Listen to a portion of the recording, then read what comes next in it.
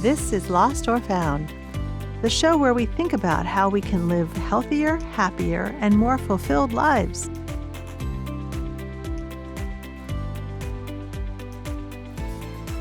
Here's your host, Dr. Michelle Choi. Thank you so much for being here, Dr. Aggarwal. I'm so truly honored. And welcome to Lost or Found. Thanks so much. I appreciate being here. Appreciate you having me. Wonderful. And before we begin, can you tell us about yourself? Sure. I am a preventive cardiologist at the University of Florida.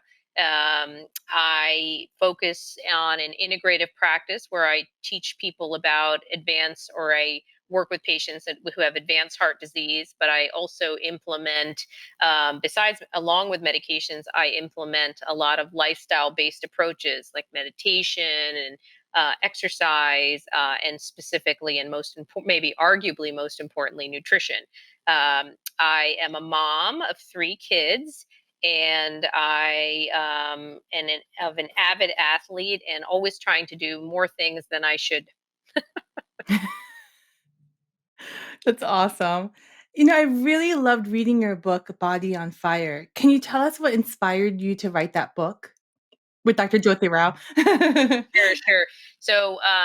Jyothi is a good friend of mine, and we wrote that book together. She's an internist like yourself.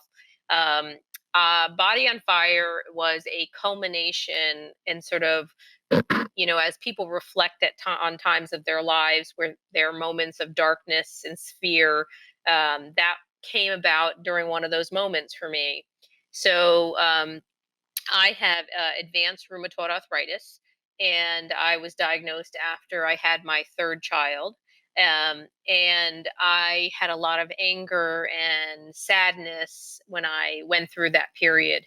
And the funny thing that I learned from that whole experience was that I learned how to be such a better doctor when I got sick. And so that book is sort of what I learned in order to heal my own body. And I wanted, when I learned it, I thought, how to come I went through 12 years of training, and I never learned anything about lifestyle and the importance of lifestyle until I did it on my own. And I felt like it was such an important aspect of healing. So we wrote that book to kind of give people the education that they need to sort of empower them to heal their own bodies. But it was also a tribute to my third daughter, my third child, who I often blamed for the reason I got sick, and it was because of her that I learned to heal. And she was truly the one who saved me. And so there's a chapter in that book that talks about how my daughter saved me, and it was to honor her. So, I think there's so many people that look at times in their life that are sad and dark and feel confusion and fear. And I think that, yes, I think that those things can confound and complicate things. But I think that so many times those times are the most defining of our lives. And that's when the inspiration for Body on Fire came about. I think that's so beautiful. If I may ask you, why do you think you got sick? Sure. So, post pregnancy is a high time of inflammation and hormonal change. And so many people will develop symptoms of autoimmune disease after pregnancy, which is not actually well known. I don't have any genetic, you know, I didn't have a genetic I don't have family history of rheumatoid arthritis. At least I don't think so. We haven't been able to find any, but for some reason, I carry the genetic code for rheumatoid arthritis. Now, why I triggered and became inflamed at the time I did, well, I think is because I was totally unhealthy, and I was overstressed and overburdened, and my hormones were totally shifted in pregnancy. And I think those are the times that are typically the times when we activate and express our illnesses. That's kind of interesting because it's kind of like the perfect storm at that very moment. It is. So, often when I give lectures on this, I often teach people, so look, we always have our genes, right? You can't change your genetic code. It is what you were born with. But you can change what we call the epigenetics, or the milieu around the gene. So the expression of the gene, or what is going to actually be displayed or expressed, doesn't necessarily have to be, you can suppress things and inflame things based on sort of your lifestyle. And so what you can do with your lifestyle is, so why, for instance, why did I get RA, or rheumatoid arthritis, after my third kid? Why didn't I get it earlier in life? Why didn't I get it later in life? Well, it's because you have triggered so much inflammation in your body, and it's at those times that often genes are expressed, and you're going to see the illnesses present themselves. I mean, when I was diagnosed with RA, I was sleeping 4 hours a night. I was working as a full time cardiologist. I had three kids under 4 years old. Um, and I was trying to be everything. I was trying to puree sweet potatoes at midnight. I was going for exercise, and I was trying to make cupcakes in the morning for my kids for their birthday parties at school. But I wouldn't even be there. I'd be making them at night, and then I'd be gone in the morning before I even got to show the kids the cupcakes that I made. It's a crazy life of intensity. I was answering heart attack calls while I was nursing a baby. And, you just, our capacity to endure and do continues to expand. You can do so, so much more than you think. But there is a point where the body will start unraveling. And I think that's something that people don't realize. I certainly didn't. When I was in my 20s, I definitely thought that I could do anything. You feel invincible. You feel like, you know what? It's okay if I don't sleep so much or I eat poorly now. I'll fix it later. But what we don't realize is that all of those changes and of things that we do our whole life matter. Yeah, so all of that matters. Like all the things that you do when you're younger. Now, once in a while, you screwed up, you did this or that. We've all done that, but it's this chronic, sort of repetitive. I can do more than I can attitude that unfortunately catches up, and it all catches up to all of us in different ways. But we just have to sort of learn to nurture our bodies and our souls, or whatever you want to call it, your minds, more. I think you really bring up a great point because I think in our society we in our Western society we live from such deficit, like doing so much or that stress is some kind of badge of honor, or even like in our medical training, like working 36-hour shifts and saying that. Oh, yeah. I mean, how many times did I used to say, slept 4 hours last night, pulled an all nighter. Oh, I had 15 this and that's in the hospital. I had to do this many procedure. I mean, it's a badge of honor. It's crazy what we say and what we do. Mhm. And, when we tell people we took a nap or we slept, it was noted and is noted often as a sign of weakness. And that's a true tragedy. And I will tell you, in the last 5 or 7 years, maybe longer, since I've been on my journey, I happily tell my faculty colleagues that I'm tired, I have to go, I need to take a nap, or I am going to bed, I need to go to bed at 10 o'clock. Yes, that's what I do. Do I go to bed at 10 o'clock? Yes, I do. And Good so for you. yeah, I don't, I have learned to carry my nurturing myself as my badge of honor. It's taken years to understand that this is something to be proud of, but I finally am there. I totally agree with you because I think ultimately what you're saying is that ultimately all of that stuff that you're doing too much of can catch up with you and will catch up with you. That's right. Yeah, like when I was a resident, like I had no time, I was so tired. I would buy canned foods from 7-Eleven just to survive. And that that forms such bad habits, and then you're not really surviving.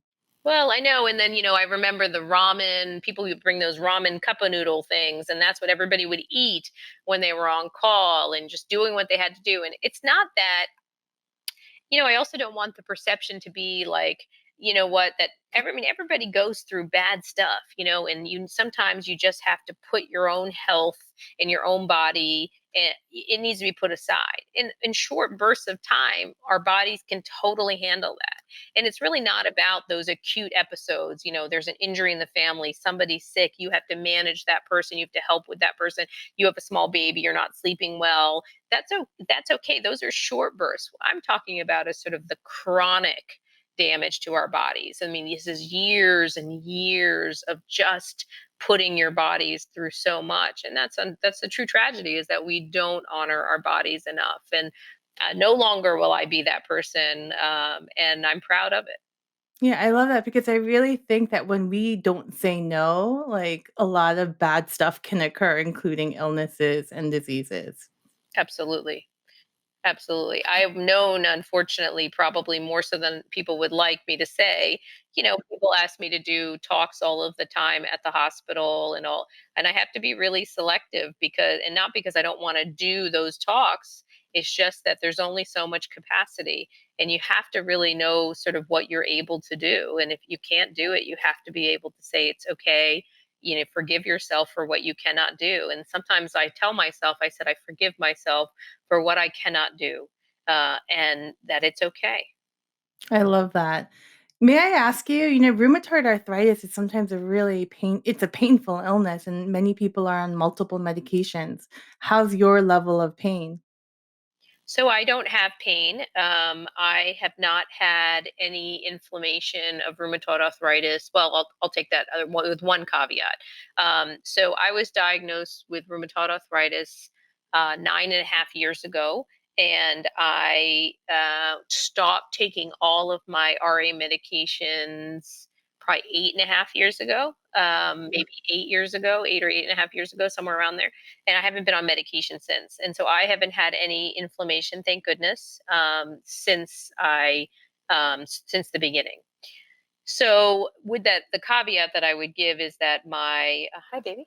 The caveat that I would give is that post COVID, I had COVID back in January, and I did develop some joint pain temporarily, which definitely is unsettling. But that has since resolved. Okay. What do you think contributed to your healing then? Yeah, so what contributed to my healing? I think a lot of things. It was not just one thing. People often, depending on sort of what people's strongest belief is, they'll say, well, wasn't it this? Or, well, yeah, I think it was a lot of different things. I don't think that one thing is enough. And, as somebody who's a strong advocate for plant based eating, as I am, I don't always think that there's one cocktail for every person. I mean, you have to everybody has slight modifications in what they can and cannot eat. And then it's not just the diet for me. I think that you have to really work on your stress. So I always tell people, like, there's like a scale in everyone's body, and these are the resources and these are the demands. And the demands are what everybody can think of. Well, gosh, work, stress at home, lack of sleep, lack of activity, poor diet, not drinking enough fluids, just that constant anxiety. Those things are our demands. And then we have all these resources, which is what nobody really remembers that we have, but things like healthy, clean eating, more fluids, meditation, exercise, and all those stress reduction techniques that we have. And all of those things are our resources. And we've just sort of forgotten that. So, what did the things that helped me? Well, I would say all of that. I changed everything. I always was an active person, and I always was running, even through all my pregnancies. But I had to learn actually to slow down and to stop and say it's okay not to exercise today and to allow my body to heal. I had to learn so I started doing loads of yoga. And that yoga was life altering for me. And it was so good because what I love most about yoga, some people do it because, oh, they get so toned. And yes, you will get toned. And yes, you would become more flexible. But what I love the most about yoga is how much it calms me. It's a single focus activity that you have to do. And the type of yoga I do, you always are focusing on your steps and there's no guide. And so, because of that, I really have to be present in my practice. And so I love that, in that when I'm done, I feel like I'm in sort of this trance state. It's incredible. So I would say that yoga was a very instrumental part for me. But I also learned to sleep, which was not something that I It's not that I didn't like sleeping. I've always loved to sleep, but I didn't ever make time for it. So I started eating 100% plant-based and not just sort of, there are a lot of plant-based foods that are not very good for us, but I learned to eat healthy plant-based foods. And I learned how to eat natural probiotics, how to eat anti-inflammatory foods, and every single day that is my focus because I never want to go back to being as sick as I was, which I was. I was very sick and I was very broken. And I never want to go back there. So people often ask me, how do you eat this way or how do you do everything so perfect? Well, first of all, I don't. I'm not perfect. I've never been perfect. I just do the best I can. Every day is a work in progress. Um, but why do I keep on this path? Well, I keep on this path because at the end of the day, I never want to go back to being sick. And and the worst part is so much of the time, in order to help people, we have to, in order to help people, we have to almost like we have to get sick in order to heal. And there's so much of the time, I'm always thankful to see patients in my clinic that are younger who haven't gotten sick but have some like already starting to show signs of breakdown, and those are the patients I really love working with because there's so much I can do to say, look, this is the time we can really get you before you get sick. Let's just calm this inflammation down. It's so funny, your phone, you're so good if you have a 7% charge or your computer's dying, you run to find a plug and to restore it. But what do we do for ourselves? What do we do to restore ourselves on a daily basis? If you tell somebody you had a cup of tea and just sat out and stared at the trees or the sunset, people would laugh and say, "Wait, well, you just did that by yourself? Like you didn't read a book or read something or catch up on your email or catch up your phone? Like, well, why isn't it okay? And why don't we take time to sort of restore ourselves in that way?" So I did all of those things.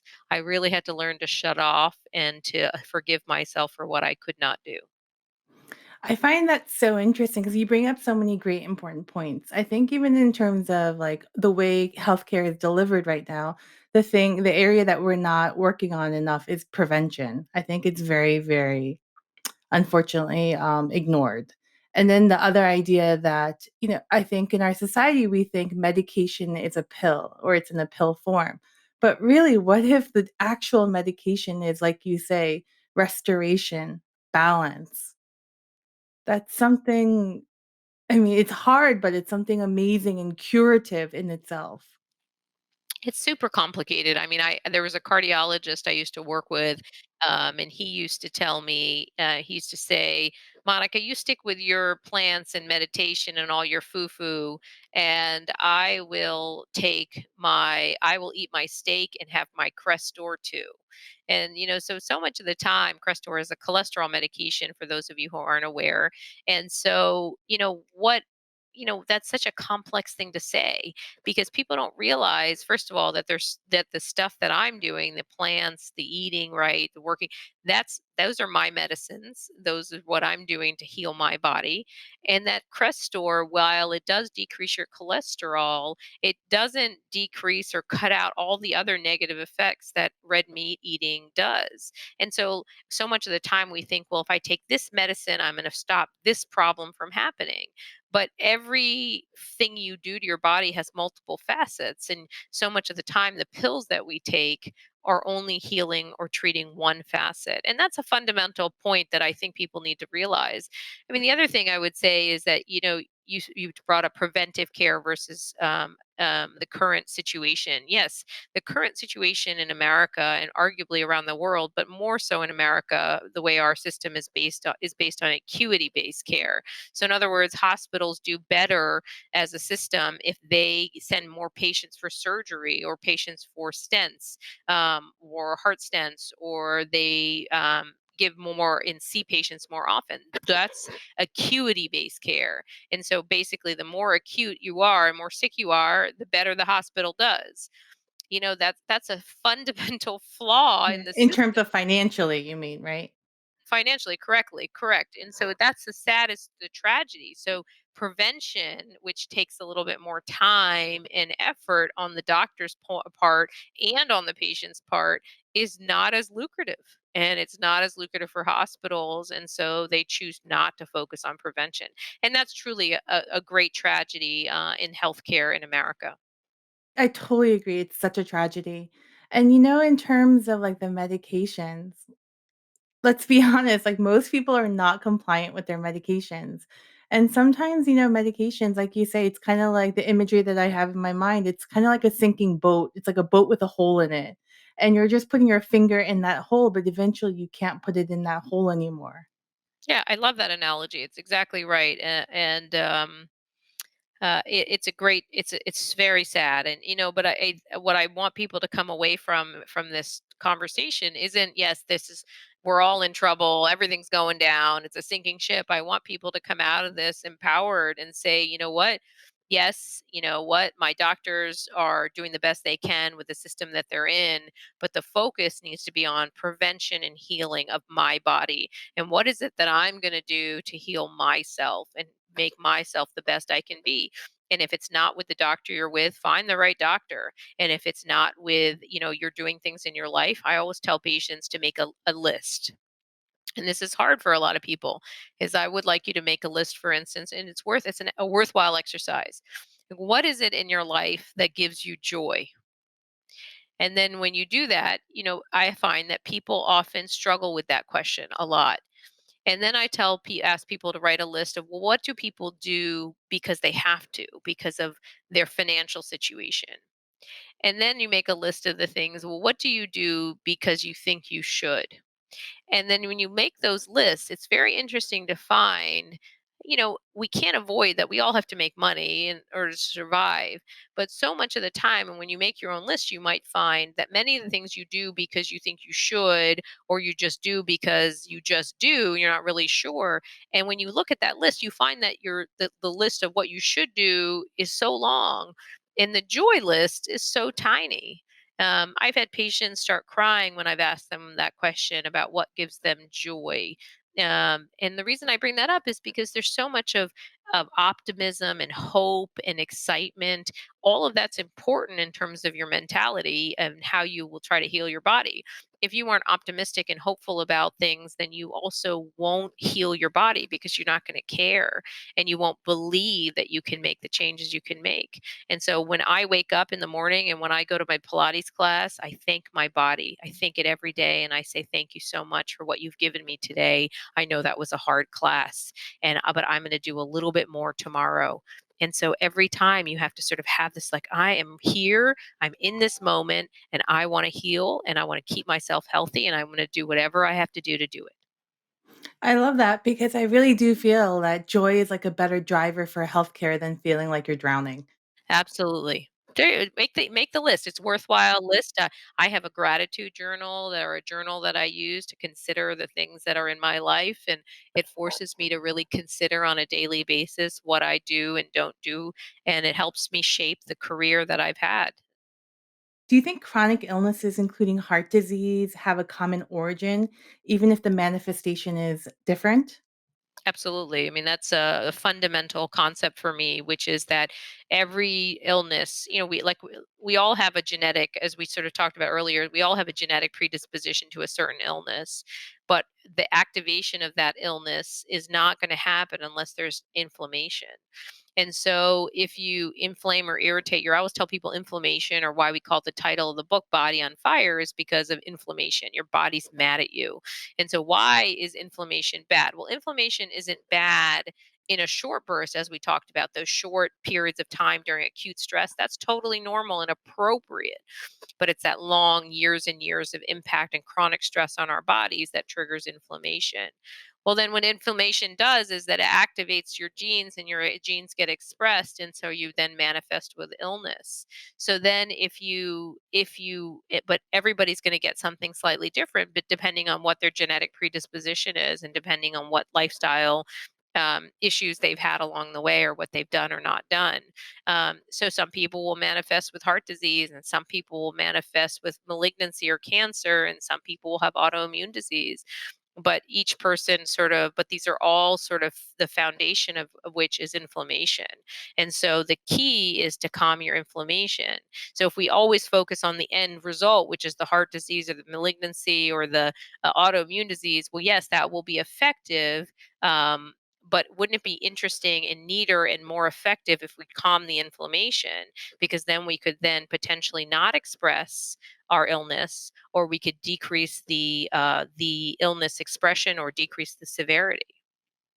I think that's really interesting because as we know, like cancers and heart disease, the inflammation and the oxidative stress that you talk about, it's like it's a cause of like much of what our society suffers from and a lot of stuff that Western medicine doesn't know what to do with. Like even anxiety and depression or chronic fatigue or insomnia or brain fog, like if the a lot of times in medicine, having been a primary care doctor, if the test results are normal, a lot of times we don't do too much, and counseling is so hard to get.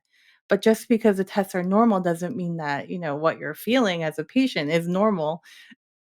I think that's a really, I'm glad you said that. And I think such an important thing. And that's something Jyothi talks about all the time, which is that she often says that, it's so funny because patients come in with all these symptoms and we do a bunch of tests and we do the tests and they all come back normal and say, guess what? You're fine. Good luck. And, but wait, then you sort of say, okay, I guess I'm fine. You walk out of there saying, I'm fine. Everything is fine. And so for a little while, you kind of carry that euphoric feeling of I'm fine, and feel better, but then those same feelings come back because we never dealt with the problem. And again, it's always so much about just so many demands on our body and really not enough resources. And we're just not learning how to be optimistic and hopeful, not learning how to be positive, to be active, to eat, put the right foods in our body. And they're all interconnected. For instance, just think about how if you eat something that's high, I don't know, when if I were to eat something really with refined carbohydrates, or or if I drank too much of a certain type of food, or my stomach's uncomfortable, I feel down. I mean, there are foods that can make you feel down and feel kind of lethargic, and then you don't do as much in terms of your activity, right? And then you don't feel hopeful or as excited because and it all came back to that food. But what if you had chosen a different food? Maybe then all those other things would have felt a little bit better. And then it's a cycle because when you eat better and you exercise more and you feel better, you eat better. So, they all are interconnected and you really need to focus on all facets. I love that. And I think the truth is it matters. Like even before we know it, like the title of your book, your body will tell you before you even know. Your body's telling you a message when you don't feel good. Yes, it does. I mean, you really need to listen to how your stomach feels. I mean, so much of our feeling is in our gut, and how much our health is manifested first in our gut. And so I really emphasize to people, well, how are your bowels? Are they normal? Are they coming? Are you have regular bowel movements? What are they like? I mean, probably the only cardiologist that talks about stool, but I think it's super important to talk about the gut. How did that make you feel? Or did it make you feel bloated? Did it make you feel uncomfortable? These are important feelings, and you have to learn to listen to your body. How do you feel about Dean Ornish's early work that lifestyle modifications, including eating a plant based diet, moving more, stressing less, having better connections with people, can reverse heart disease? So Dean is, first of all, fabulous, and he's a pioneer in the area of focusing on other processes like that include, I mean, bringing, making people and bringing lifestyle into the forefront. The initial study that he did, the lifestyle heart study, it does have a lot of people criticize that study, and they criticize it because maybe the debate of whether there was true plaque regression is unclear. I think, and it also was done during a time when medications were not as accessible. And so these are the criticism you'll get from scientists. As somebody who lives in that science world, that's why I bring that up. At the same time, my argument to that is that even though we can't say definitively that we can cause plaque regression, but we can certainly cause halting of halting of the plaque. And so I think that's the thing to focus on, is that all what we can show is that all these lifestyle changes, they work. They at least cause plaque stabilization, stop progression if they don't at least in, whether you want to argue or discuss on the science of whether there's regression, that's another topic for another day.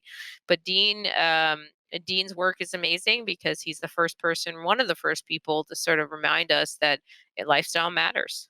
It matters what you do to your body every single day, and your job is in this world is to nurture it. And in our medical care, for for stenting to occur or to consider bypass surgery, the plaques have to be greater than 70%. But for those people who have plaques that are 30%, you know, I think that's a key. I think lifestyle modifications would help all people, but especially those where procedures are not deemed necessary at that point when it's like smaller. Yeah, so I think that that's one thing that we talk a lot about in our clinic is that the people, like most 60 and 70-year-olds, are going to have some plaque in their heart.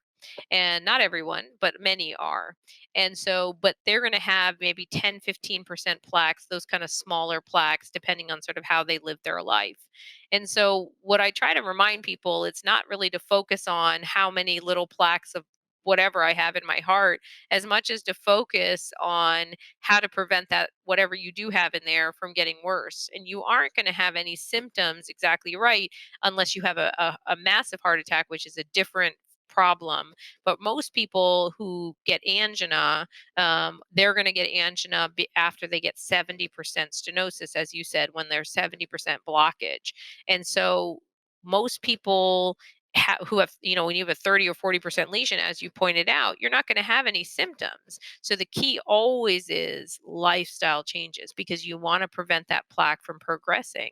And so often I tell patients, well, they say, well, can I get this test done or that test done? I'll say, okay, we could get that test, but well, what's that going to do? And like, well, if it might show me if I have plaque. I'm like, okay, well, we can do that test. If that getting that test and seeing that plaque helps you change your lifestyle, then let's do it. But a lot of times, just seeing that plaque there doesn't change what I'm going to do, which means that, okay, we're still going to use really good medication and really good lifestyle techniques to make you better. How do you feel about animal fat, including dairy? So I don't eat animal fat at all or any animal products. I'm not a fan of animal products.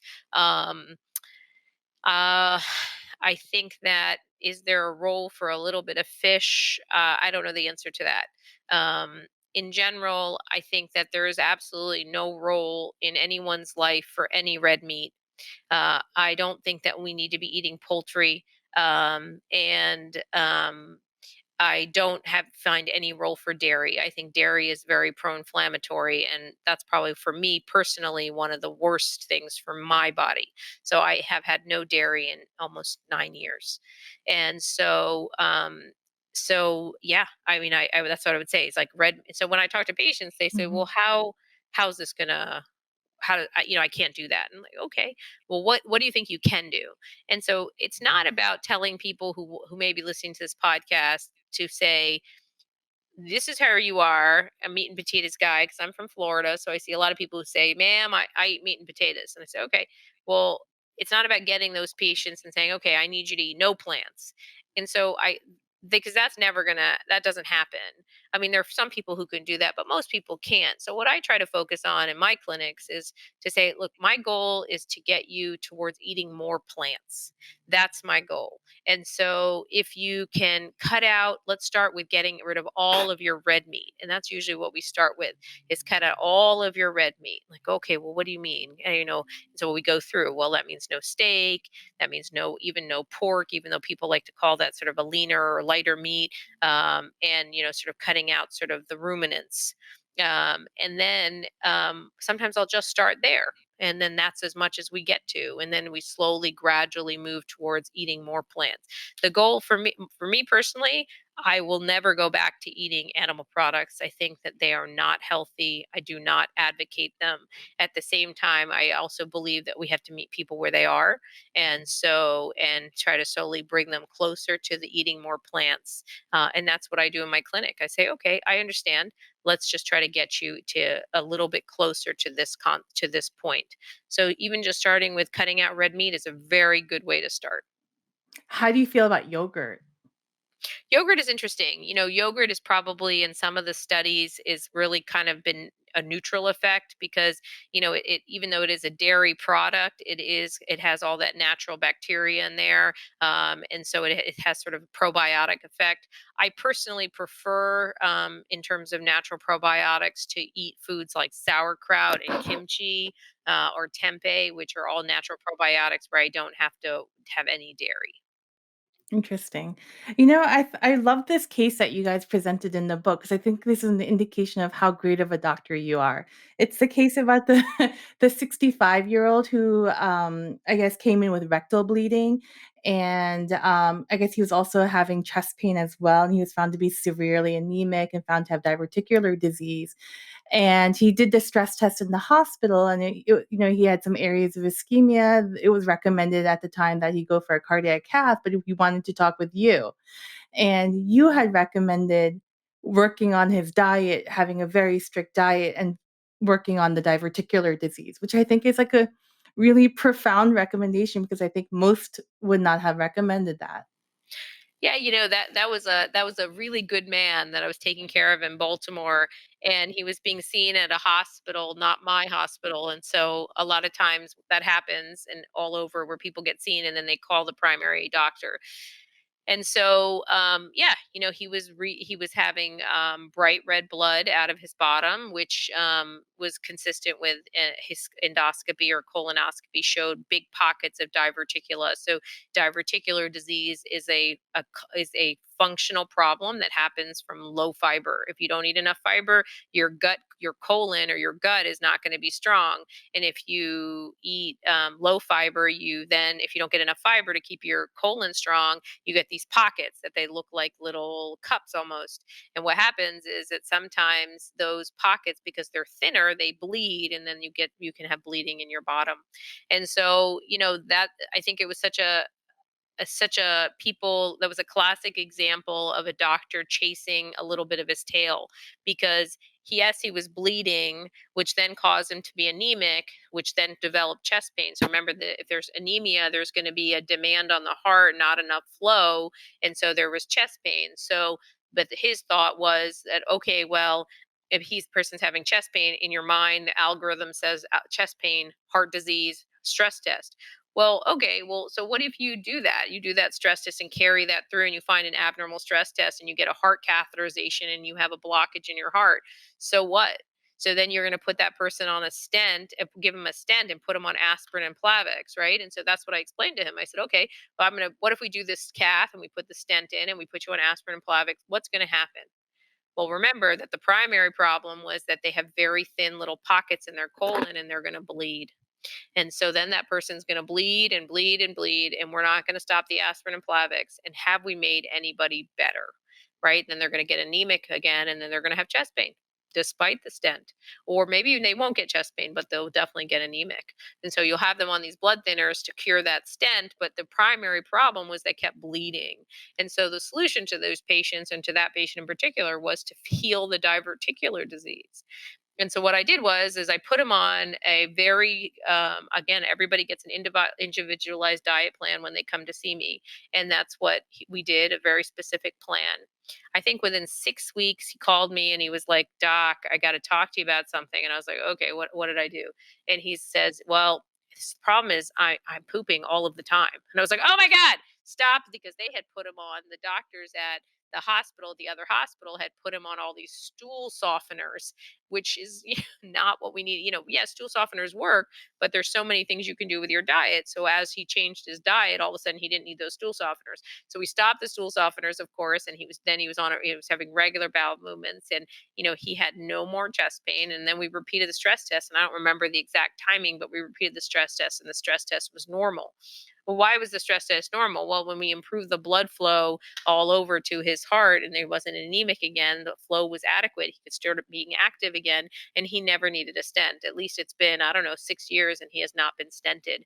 And so no metal in his chest, not on extra medicines. He eats well, and no diverticular disease. Yeah, I love that because that's so outside the box, because I feel like a lot of times we practice so much Band-Aid medicine, but that's just so outside the box, and I feel like that's true healing. That's the art of healing. Yeah, yeah, thank you. I'm proud of how he's doing, and I'm thrilled that he did not require anything. And it's not that I'm against stenting or heart surgery or procedures. I certainly send patients for those procedures when needed. But I think that my threshold for going there is when I think that I have failed aggressive other therapies, and I just can't do it fast enough, and sometimes people will need procedures done. And so I get a lot of second opinion calls all the time, or I see patients to say so and so told me I needed a cath or a stent, and or I need heart surgery. What do you think? Well, that's one of my primary consults. And many times I say no, you don't. But there are sometimes I do. I say no, I think this is the right decision. This is what I would recommend. Or let's modify it because I think we can get away with just doing this. Stop there, and then see if we've improved things enough, and then we'll see if we have to go further. And to even recommend lifestyle changes even after, like, a stent was placed because I don't even think we're doing that well enough either, you know? We're better than we used to be. I mean, we have now cardiac rehab programs, but cardiac rehab programs are not well attended, unfortunately. Also, most of the time, because I don't think we do a very good job at rehab programs, despite them actually being good reimbursed. They're well reimbursed, but I don't think that because most people who are running cardiac rehab programs don't understand that it's not just about the movement, and they have to work on so many things. And that's part of why Dean did such a nice job, which is that he implemented all of those facets. And so, in average traditional cardiac rehab, where they just focus on exercise, again, which is what most rehabs do around the country, they have about a 30 to 35% retention where people do the entire rehab program after a stent is put in.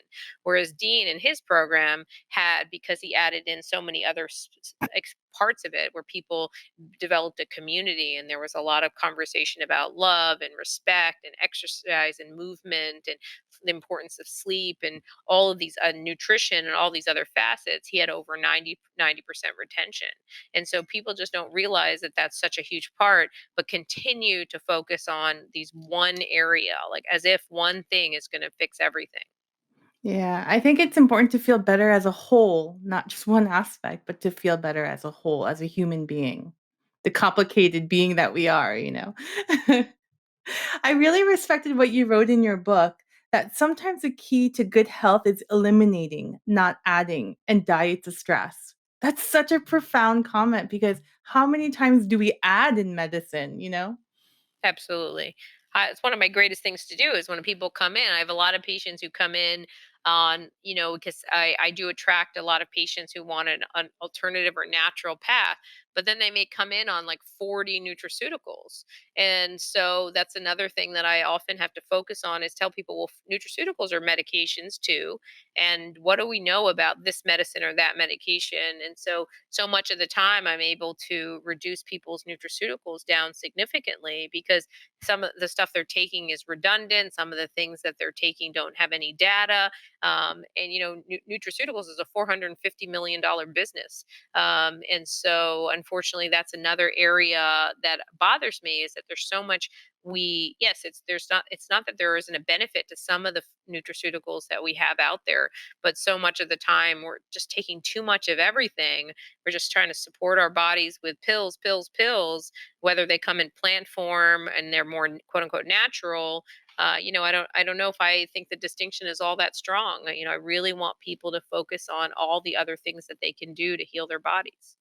I think lifestyle changes are so powerful and profound, but they're really hard to do. How do you help your patients comply with the lifestyle changes? Yeah, I hear that a lot, that it's hard. Yeah, I mean, change is hard. There's no question, but again, meeting people where they are is the key. And so a lot of times I've asked patients who have been who so I have a board in my office of patients who have changed their life so people can see other people that look like them. And some of the times I'll ask those patients, I'll say, you listen to me, you've heard me. What is it that really helped you make the changes? Because I like to learn from my patients too. Like, why did I do better with you and not with so and so? And so much of the time, they'll say stuff like, it's because you didn't push it on us.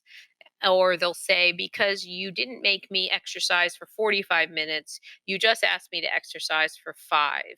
And so some of the times that's the key, is that you can't push people to say, well, the guidelines tell us that we need to be exercising for 45 to 60 minutes, 3 to 5 days a week. Well, or 75 minutes of high intensity exercise. Well, first of all, what does that even mean?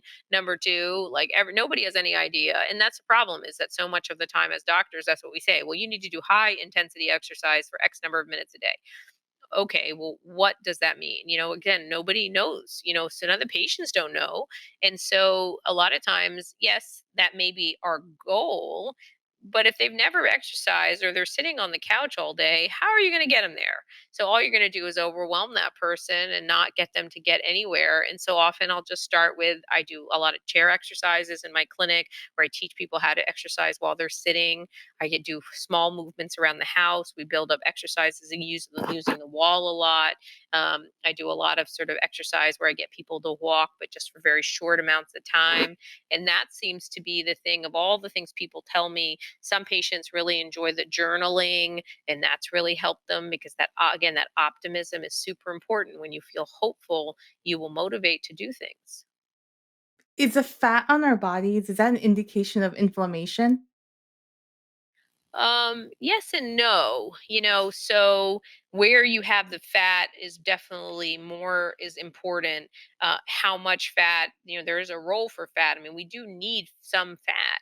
So that's why I say sort of yes and no. The problem that most people have is they have the central paunch, where they have that sort of, or some people call it the apple shape, or where they have a little bit of that central obesity, and that is pro-inflammatory. And so that's associated with what we call a metabolic syndrome. It's associated with a diabetes. And so those are pro-inflammatory states. But I don't want to go as far as to say as all fat is bad, because fat is actually good. It has a purpose. We need it. We need reserves, especially in certain climates. Wonderful. How important is sleep? Depends who you talk to. I would tell you that Jyothi would say probably the number one. I would probably say that it's definitely in the top five. So sleep is super important. It's the most important in the sense of that's when you restore your body, your heart rate, your sympathetic tone, which is your fight or flight response, which is what is indicated when you check your pulse. When it's elevated, it's usually, I find that if you just sleep a little bit more, or you allow your body to recover and restore, that sympathetic tone goes down and your heart rate goes down. So I often ask my patients or people who call me to say, well, why don't you check your pulse? What's your pulse? As part of my exam is to ask them what their pulse is, because I want to understand sort of. That's often an indicator of how much sympathetic tone they have, because it's not natural to have a heart rate in the 90s, for instance, which is what a lot of people do. They're walking around with heart rates in the 90s. And so often the time they come to me with symptoms because they notice their heart racing, or they feel their heart in their ears, or they feel uncomfortable when they lie down because their heart is pounding. It's true, and I think we're like, in this in our d in this day in society, it's like we're a society where we're always on. Like, anyone can always find you and catch you on your phone, or we're on our phones so much that I think sleep is not prioritized when that's where a lot of the healing can also happen. Yeah, I have a do not disturb on my phone at 10 o'clock. Oh, wow, that's a great idea. Yeah, I do not disturb at 10, and it doesn't come off until 7. Now I'm awake at 5 usually, but I don't take my do not disturb off until 7. Yeah, I think that's really something that we all need because that's definitely not prioritized in many people's lives. Yeah, I think social media and email, and this need and access, everybody can get you all of the time. I mean, I get grief when people say they texted me and I didn't respond for 8 hours. Oh, like, wait a second, I didn't know. Like, if I'm not on call for the hospital, which is when I do have my phone on, if I'm not on call, why is there some unsaid rule that I have to respond to a text message within X number of seconds, and people are watching. I don't even know how to do it, but I guess there's a check mark on your phone when your text message is reviewed. And people will say, well, I know that you reviewed it. Oh my gosh. I go, wait, what? So there's a way to, and like, why are we so like controlled by our phone? Even if I review that text message and I choose not to respond, that's my choice. There should never be this rush to do things so fast. It's crazy. Yeah, it is really crazy. Yeah, I'm sorry, can I ask you one more question? Sure. How do you feel about fasting? Oh, sure. So, intermittent fasting or time restricted feeding has some interesting data, because what's happening basically is most of time restricted feeding is when when you eat for maybe 4 to 7 hours or 8 hours, or some of my patients who I have on a fasting plan, they I might have them fast for 12 hours, but in general it's about a 4 to 6 hour eating period, and then the rest of the time you don't eat. And so what happens in that period when you're not eating is that there's no sugar in your body, or there's less sugar, and then your body makes something called ketones, and it breaks down ketones. And there's some data coming out that the production of ketones in your body is actually very good for longevity, and it's good for as an anti-inflammatory. I think that data is really compelling. I think it's coming along. I don't think we know for sure, but I think that there is something to it. So I do like the concept of intermittent fasting. I do it with my patients, certain ones, depending on, again, everybody gets a different plan. And I periodically and often actually intermittently fast. Most of the time, I intermittently fast because I do think that most people eat too much, and we eat too much in the evenings, when at the time of day when we do almost nothing, we're eating the most. So I often cut people off from eating, depending on the person, somewhere between, somewhere in the evenings. I won't give you a number because it depends on the person. And so the data on sort of um, losing weight, longevity, and anti-inflammation in terms of fasting is interesting. I think that there's more to be found, and I think it's going to be. I think we're going to find really positive things about intermittent fasting over time, in terms of long-term data. Interesting. Do you do that for your own health? To maintain your own health? I do. I do because I don't believe that we should be eating in the evenings anyway. So I don't typically have dinner. I will, once in a while, but I don't. I don't really think that we need to be eating that much in the evening. Interesting. Oh my gosh, Dr. Aggarwal, thank you so much for your powerful knowledge and your humanity. Thank you. Oh, that's kind of you to say. We're all just doing the best we can, and that's all I'm doing over here. And I just hope that somebody who's listening might feel empowered and say, you know what, I'm going to make some changes. I'm going to make my health important, my body's important, and I'm going to do what I need to do to make it better. And I think you're really making the world a better place. Thank you so much. Thanks for watching Lost or Found. Are you looking for a unique perspective to help you gain insight into your health and well-being? Schedule a virtual wellness visit with Dr. Michelle Choi by going to our website, drlostorfound.com, to schedule an appointment. Please subscribe and follow Dr. Michelle Choi on Instagram, Facebook, Twitter, and YouTube.